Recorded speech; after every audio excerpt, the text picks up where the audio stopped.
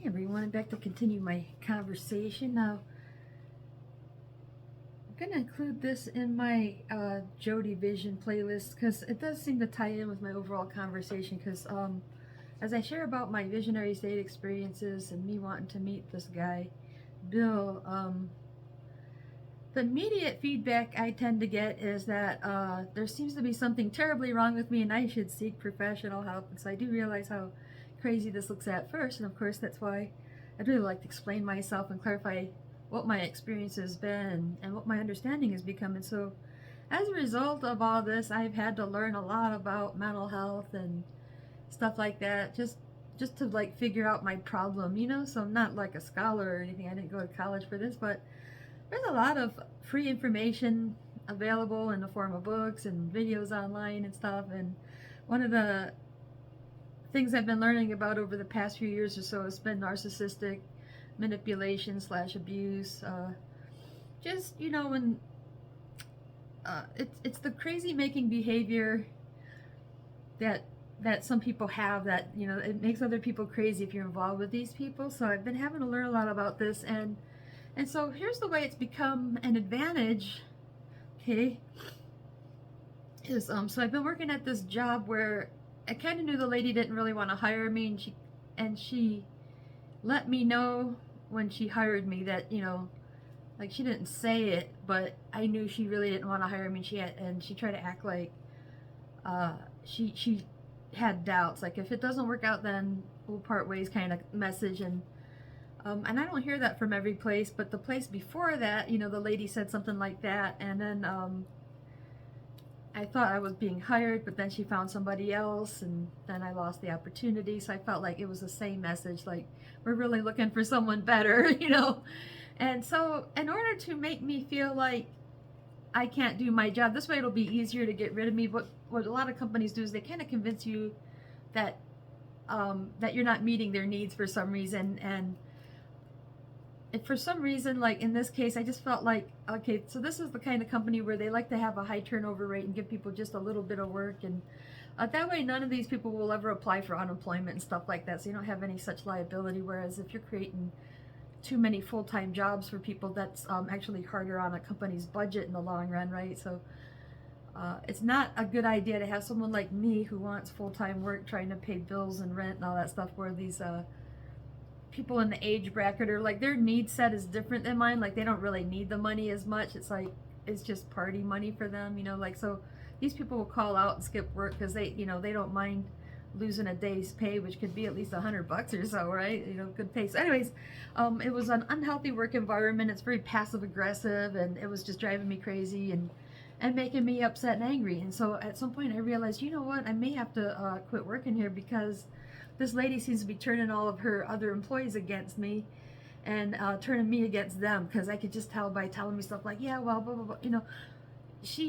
She thought she was clever, but she's not. I can see through the whole fucking thing. And one of the things she told me is that she wants her employees to be scared of her, right? So it's kind of like, step back and let me be the manager. I want them to be she wants them to be scared of her. And she's saying these are people that are between 17 and 25, and you're trying to talk to them like an adult. So she wants to dumb them down by treating them like children and make them scared of her. And the funny thing is the day she fired me, she was standing there shaking so bad, like, so it made me realize the reason I can't work for her is because she's scared of me, and she wants me to be scared of her. So that's why the job isn't going to work. So she has a long list of excuses that didn't seem to exist just a week before. Everything was fine. There's no reason to fire you. And da da da da da. And then boom, all of a sudden it's like, oh, you're fired. Ah. I mean, she looked like, I really wanted to get out of there as quick as I can, because I just felt like she was so threatened by me. I didn't want her to like call the cops and fabricate some weird thing. So that's how much I don't trust her. I think she's a liar. So anyways, when I was on my way to the bank with that check, I just realized what a good thing that was. Like, I knew I needed to part ways with her, but it's a good paying job. I think I enjoy doing it. And for the most part, I had good rapport with the customers, and that's why they were throwing so much tip money in the tip jar, So a lot of people liked me there, except, you can be good at a job and you can make a lot of people happy, but if the owner has a disdain for you or a bias towards you, it doesn't matter what you do, they're always going to see a way to try to make it look like you don't deserve the job. And so the way I see it, they don't think I deserve to make a living. They really don't think I deserve to live, and that makes that person an enemy of mine. So you have to accept it when you find an enemy like that, and know, like, parting ways is the best thing you can do. So instead of being, I'm a little shaken. I mean, when she was standing there, like, freaking out, like, it gave me an adrenaline rush too. So I had to, take time to calm down after that, because she had so much fear in her. It was like contagious. I was starting to get scared too. I was like, I had to get out of here. But yeah, it's so funny how that works. So that's where my education is helping me in a roundabout way. It looks like I did the wrong thing and got fired, but in fact, I did the right thing by whatever I did. It looked like it was the wrong thing, but it was the thing that needed to happen to save me from any more suffering. And so that's the thing, is like, I want to talk about how, going into visionary state and meeting Bill Lieb and his wife. I'm just wondering, was this meant to make me take into consideration that I have a mental illness? Because if you think about it, industrial music and a lot of the music around that playing style, I really feel like it has a lot to do with facing our mental illness. That it's kind of like a man-made mental illness. It's coming from the way we're building our cities and the way we're running our world.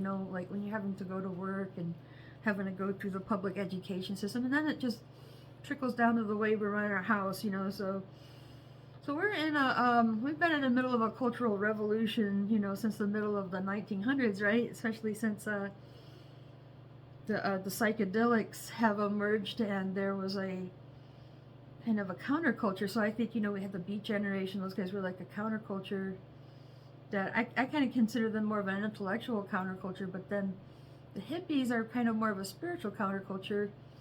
But one thing they all have in common are psychedelics, so this is like kind of taboo stuff to talk about.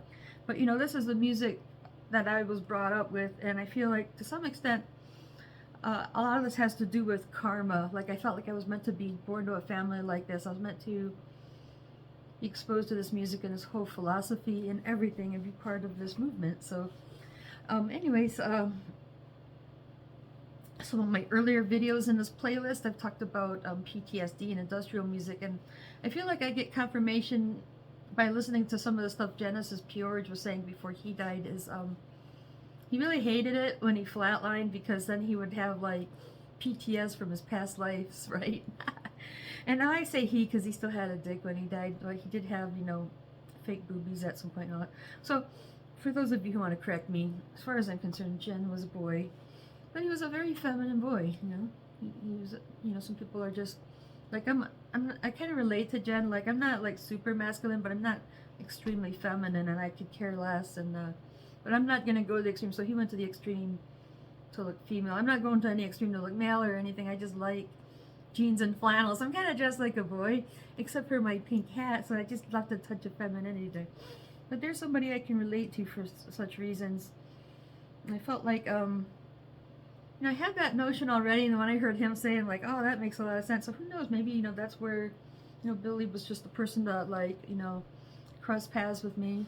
And so that could be why, all this stuff is being done to make me, lead me on, make me want to meet Bill Lieb, just to find out we'll never be friends. And who knows, there's, there could be something, not just a lesson for me, but a lesson for them, So I'm interested in this type of karma and spirit activity. So it's a fun discussion. But again, I want to make sure I reflect on all this stuff using a good set of logic and reason, and to make sure I don't buy into delusion too much. But at the same time, trying to be real open-minded. So there's the scientific side, then there's the spirit side. What are the spirit world trying to communicate to me? Okay, so I got to overcome this obstacle in my life and stuff like that. So anyways, kind of coming along in my story, I was talking about when I went to see my dad after seeing Frontline Assembly, to see my dad, and I was having a visionary state. I even had that spooky event.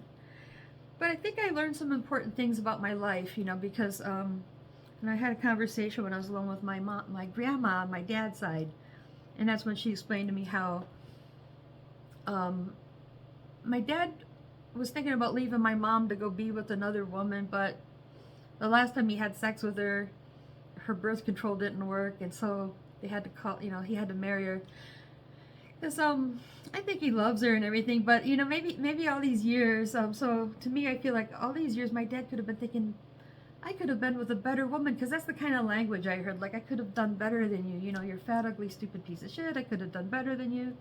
That might be where that stems from. Okay. She didn't like my mom hanging out with black guys, so she knew about my mom before they got together. And I don't know if it was when my dad went to jail or whatever. So maybe that's what she's talking about. But she found out my mom likes to party and she likes black guys. And so when my sister started getting involved with black guys, it's like she held it against my mom, like she was doing something bad and letting my sister have a black boyfriend, you know. And so my sister had to run away from home. And of course, she got beat up for that. And then ostracized. And they tried to make me quit visiting her too. So let me see what I got out of my grandma there. I felt like that was an important revelation. Now, my parents might disagree to some extent, but that's the seed of thought I had there, is my dad never really wanted to marry my mom, and that might explain why he thought he could do better. And then I got a phone call from my mom, man, and it was right when I was tripping on acid too. Like, I had my cousin Steven over, and we're having a pretty good time now. We gave my cousin Carrie just a little bit, so it didn't really bring her into our level. I think it just made her feel really edgy, you know, so she just probably thought, I don't ever want to do that again.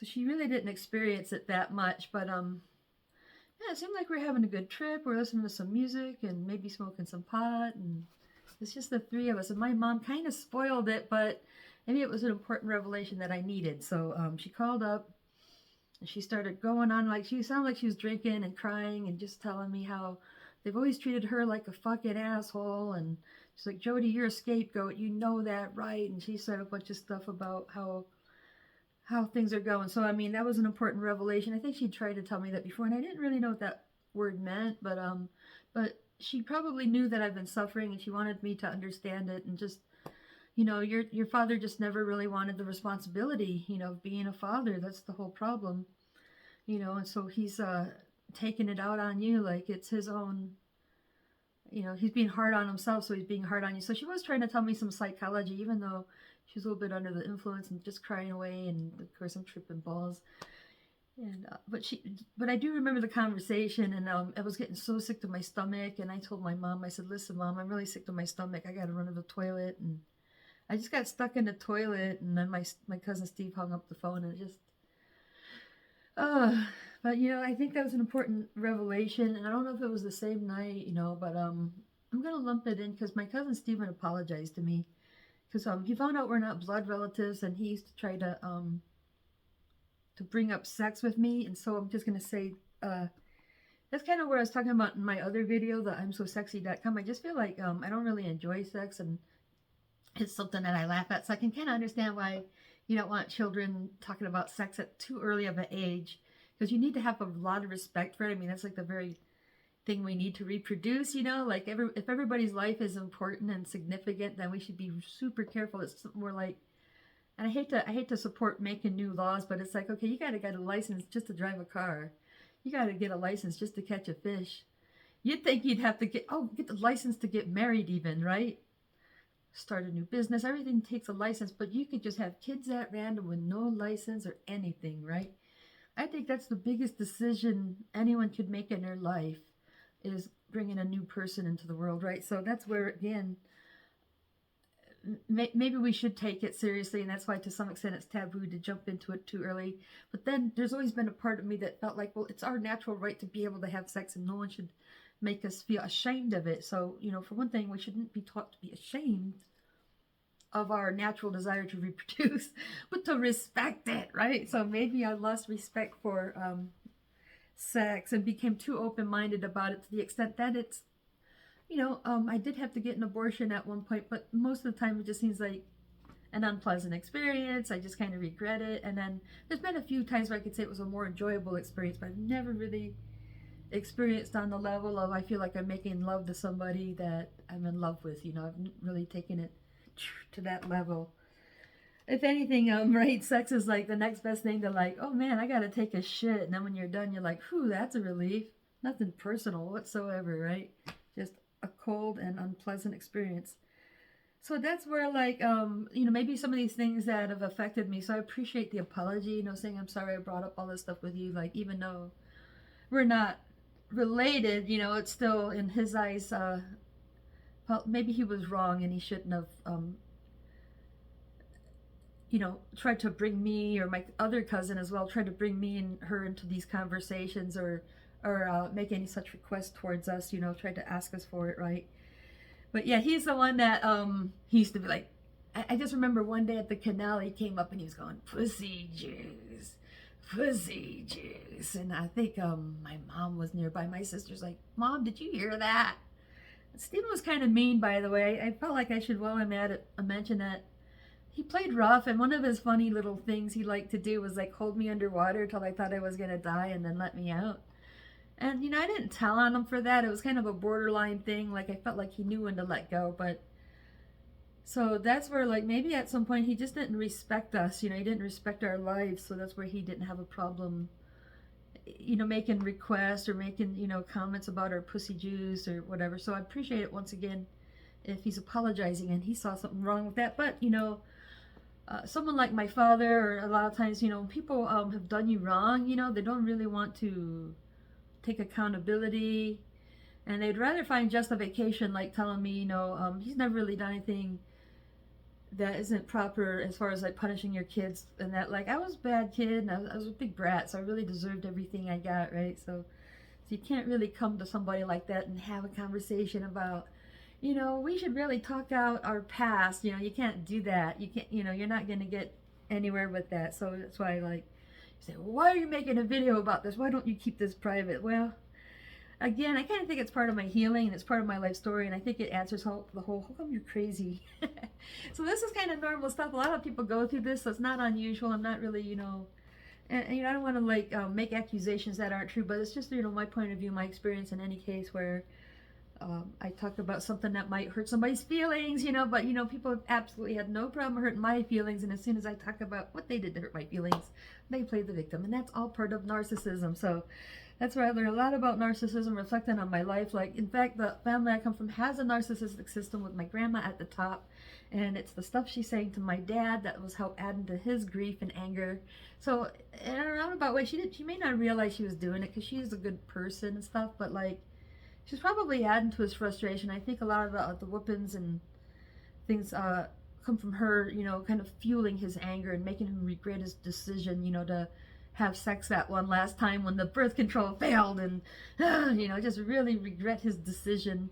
And now he's stuck in the Florida Keys. He hated the Florida Keys. He, sounded like he hated being married, and he didn't really want to have this family this way, right? And especially if his mom didn't, she was never happy with the woman he married. So not a very happy situation, and I can understand everyone's frustration, but this is how a narcissistic system works. And that's where, like, it just felt like the rest of our family knew I was like the least favorite grandkid. It seemed like my grandma actually liked my sister more than me, until she went off with black guys. So it was a, and then there's my cousin Carrie was the favorite because she's the littlest one, and she really wanted to save her from ending up like us, like me and my cousins end up bad kids, and she was going to save Carrie from that. And so one of the things that narcissists do is that they want to take credit for somebody else's success, and it's like, see, I saved her life and now she's a success. And the last time I seen those two in the same house was probably 2004, and she's like, you know what, Carrie, I am really happy that I know you. You are such a good person. Just kind of letting me hear that, like, she never said anything like that to me, though. But, there were a lot of conversations I had with my grandma before she died where I felt like we made up, and I was able to talk about a lot of things with her and get her understanding. So I kind of think me and my grandma parted in a good way. So let me add that while we're on that note. So going to Florida that year probably gave me some important revelations as far as, what I've been dealing with. So when you become kind of like, your mental health is struggling, you're mentally unstable, this type of thing, what it can do is put you in survival mode, and it makes it really hard for you to just, do any more than survive. So, like, just trying to keep a job, just trying to keep my rent paid, and it was difficult because I just couldn't find the right fit, and I have a bad temper. So, of course, from one job to the next, right? So it can hit you. So you really got to learn how to like identify what's bugging you and learn how to clean that up so it quits, you know, interfering with your life. So kind of like the job I just lost. You think the reason I lost the job is because of my mental condition. To some extent that's true because the way the person was, you know, preying on me, it was it was just triggering me so much that it was making me actually feeling very angry every day. So losing that job was actually a very good thing, and there's plenty of work out there right now, so I'm totally not afraid of going broke anytime soon. In fact, by the way, I wanted to mention I'm working with Papa John's now. Like I was working with them and I took a break, but I just put in a couple of shifts over the weekend, and it's like, these guys are cool over there. They're like, you know, there's not a narcissistic system in there. That's why it works out. These guys are mostly they're teens and 20s. The manager is about 36 or so. And he's bringing up kids, but he looks like kind of a street punk. He's got tattoos all over. He's got an undercut with his hair tied up in dreads. He listens to all kinds of music, but he likes kind of like hard and dirty music. And I get along great with these guys. And this is somebody that could totally kick my ass. By the way, I really think my manager, he's for real. He can fight. You know, he's got plenty of wrestling background and just a good spirit. So that's the irony here is here's somebody who could totally kick my ass, but we don't have a problem because he's not a narcissistic abuser. Whereas then you got the person over here that she's afraid of me. She has to make me find another job because she's a weak and skinny woman, and she's full of fear. She really, you know, she's incompetent, you know, and I'm probably making her feel bad because she's been neglecting her store. So that's why we have a problem. You get somebody with a big ego. She'd probably love to kick my ass and she can't, you know. And that's the difference between being in a narcissistic system, because working at Papa John's, you know, has really made me thankful. Like, I'm so glad these guys kept me on, and it shows me the difference. You get to see that contrast there. So that's super important, you know. And so from now on, you know, I was just thinking I'll try to stay at the other job with the bitch and just try to like milk it for all it's worth before I go. But you know, the longer I would have stayed there, the worse it would have got. So she really did the right thing, even though it was the wrong thing, so to speak. So anyways, people always say, oh, why don't you get mental, what do you call, professional health, you know? And the thing is I really don't believe in going to these federally certified counselors that are using medications that are actually making things worse for people. They just have a bunch of generic information for you, like, and they want a lot of money. And it's like, you know, I think reading, you know, Celestine Prophecy, God in the Evolving Universe by James Redfield, and a lot of good books, and talking to the right people is actually way better and you know, less cost money-wise, but, you know, definitely highly valuable, like meeting Rosie and having Ron Curran before. He was kind of helping me out a little bit, because, see, these are people who've lived through some really rough times, you know.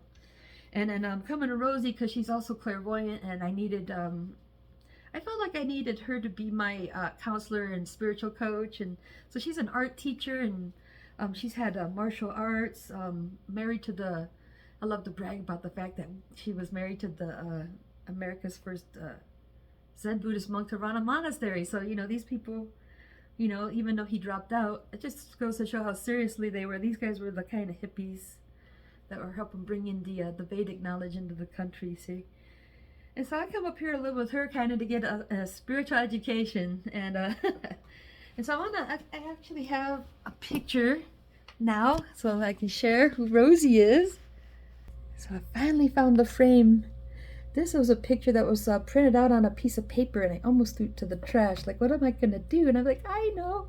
Because I also have a Polaroid of that. So I bought the frame for this and the frame for this picture of Bill Lieb when I was at Walmart one day. And that's because I just thought they were so cute, and I didn't know what I was going to put in those frames, you know. So one day I think I was just going through my stuff. I don't know if I was getting ready to move or something like this, but I had that magazine with that picture of Bill in, and I had those little frames, and I thought, hey, you know, I really want to keep this picture. And the frame looks cool because it's kind of like metallic, and not to mention, I think I realized my little joke about Bill Lieb is he's got the curly hair sometimes when it lets it grow out. And the frame has little curly cues. Ha ha ha. Well, I've had that other frame all this time, and I didn't know what I was going to put in it. So that's where... So Billy Lieb, so the connection, Rosie and Bill don't know each other, but, you know, when I had my first vision about Billy, Rosie was the person taking care of him. And so I finally decided to put something in this frame, and so that box is actually Rosie's remains. And I'm just hanging on this until I get out of here. See, I'm going through all her stuff. Like, okay, so I'm finding some good stuff over here. So that box there by the bathroom, that's full of art supplies. So, and so like I was saying, we got jewelry making stuff, lots of paper and notepads, and just a lot of good stuff I can use. I'm not going to throw it away and just dump it off at a place. But this is cool because this is probably the one that either her or Howard was using, you know. And so I think it's kind of nice that I got that. And but just the fact that I didn't know what to put in this frame for such a long time, I finally framed it. And by living with Rosie, she was able to take me around and see things like that fuzzy animal on top up at Glacier National Park. So there's a hat I bought when we're going prospecting, and I'm kind of using that to keep the dust off the button, the knobs. And this is what I looked like when I went down in '98. So same picture I showed before of me and my dad. So, you know, I was brought up listening to industrial music, and that's my idea of normal. And that's me before with my parrot. See, that year I was going for sort of an undercut with an angled cut, and that was the band t-shirt. So that year I went to see Frontline Assembly. They were touring for that album, and I really wanted Bill Lee to hear how this bird talks. It goes, "Rah!" The captain had a tremendous growl, right? Anyways, I missed that bird. I lost him along the way. Otherwise, he would also be in my videos, right? And so I almost replaced them by getting Easter, but there's just, you know, two different critters right there. Now, an important thing about coming to Rosie, I call it my hippie training. I feel like my upbringing is more of a beatnik training and education, because I feel like the industrial music, all that, that's kind of tying in with the beatnik lineage. So whether that's around or not, I feel like that's more what my dad is, you know. And the thing is, it's more, so when we weigh more to the intellectual, sometimes we can get a little cold and dark, you know. And so the hippies, I always felt like were the countercultural counterpart, being more to the spiritual side. So that's where you have to learn to fill your heart. As you fill your head, you need to fill your heart, because some of the stuff we find out ain't so nice if you going to face reality as it is, with all of the bad stuff about it and all the mental illness causing elements in there. So Rosie's been through a lot of rough things, you know, especially having an accident, being quadriplegic, Howard could be verbally abusive when he was drinking, even though he was the Zen monk. He's kind of like, if you ever see that movie Karate Kid with Jackie Chan, it's kind of like having a really good teacher, you know, really spiritual and everything, but he has a dysfunctional side, especially when it comes to drinking. The Jackie Chan character would have a meltdown and smash the vehicle he crashed when his wife died or something. And so I kind of think of that with Howard. It's kind of sort of a spiritual person who's just not perfect, and had an alcohol problem. So that's where Rosie got a lot of experience dealing with an alcoholic and somebody that could be very verbally abusive. And one day he made her so mad. She took him, I don't know, like he was just chewing her out and just really talking about what a slut his actually not his daughter, but her daughter from a different father, saying that her daughter Freya was turned into a slut and a whore and all this really negative stuff. And she said she like dragged him down, and she had him on the bed, belly down by his shirt, and she had her head, she was gonna punch him in the back of the head, you know, where it connects to the neck. And she saw a flash of red and everything, and it's like an angel said, "Don't do it or he'll die." So who knows if she could have really, you know, if she would have hit him like that, would have dispatched him. But boy, Rosie's the kind of person who doesn't get mad and hit people, right? But he provoked her so much. So just saying, you know, she's had real life experience with abusive people and really bad luck. It makes me feel so lucky that I have not had such a difficult life. And then, but she always taught me optimism, you know, true spirituality. So, you know, along with that, you get a drug education, because I've mentioned that I've done psychedelics, and when by saying that, it's like, well, no wonder you're having all this stuff. But that's what I'm trying to tell you. Like, well, what about Grandmaster Tay? he grew up having psychic stuff happen, and he goes into the visionary state, and he's a female, and he's got a pet tiger, and it's right here in this book. I've been trying to get through his book, but I keep it out because I just really appreciate him giving me that copy as confirmation, like, you're not alone. I told him about my visions, and the reason I have this book is so he could let me know I'm not alone. It has absolutely nothing to do with using psychedelics. And so the drug education I do have is the proper one you get from the public education system, where a lot of times a police officer comes in and they have this board and they've got little samples, and some of them are like fake samples. It's really funny. I know a lot about their side of it, and I grew up with somebody that smoked pot, and I never really saw a lot of trouble with pot. I felt like when my dad was smoking pot with his brothers, we were having a good time, you know. But when there was drinking, when my mom and dad got drunk together, then the worst things would happen. So I really felt like it's not fair that it's legal to drink, but it's legal to drink, but having pot can get you put in jail. It's just not fair because it seems like a way safer product. Okay, so you know, the mentality we have, let's say you're a counterculture, underground kind of person, like, I know that sounds cheesy, but like, if you're somebody that's going to be an outlaw in the way of you know, doing illegal substances, then you better know what you're doing, right? So you know, if you're shooting heroin, if you're sniffing coke or any of these things, hopefully you know what it is before you take it, because you know, there's a reason they're not legal, and there's a reason why they are kept to the medical industry. You know, like, there's a lot of different kinds of cane, you know, Novocaine, lidocaine, Disocaine, and Datacaine that is used in the medical industry for surgery and anesthetics, you know. And so those things, yes, absolutely shouldn't be played with. Some of the stuff out there is like just chemical waste that people are taking, like people doing meth, you know, and their teeth are falling out and they're looking like Skeletor. And then there's this stuff, people take this stuff and then they're rolling around on the ground in the middle of the street, like, what the fuck?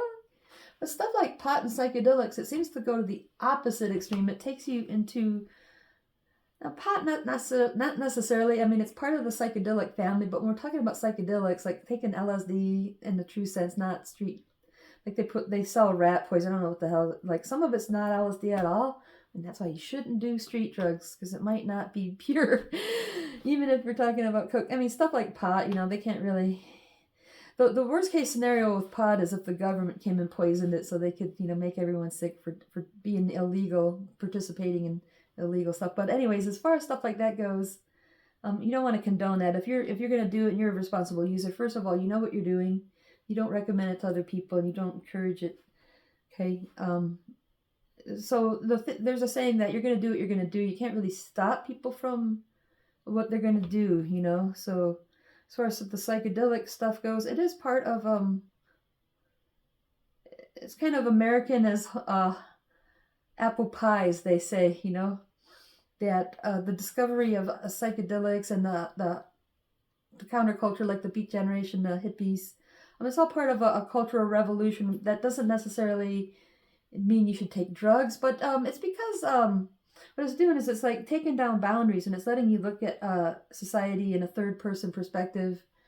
Because it seems like when you're in the situation, you have a normalcy bias, so you think everything's normal. But when you can step back and look at it for what it is, you realize society's really got a lot of things wrong with it. It seems like we have all the best intentions, but so many things are set up for the wrong reason, and so we want to learn how to get our true freedom and stuff. So somebody that wants anarchy is a threat to the system that's there, because they've always wanted to have sort of a system of obedience and fear. So there's a fear-based system that's out there.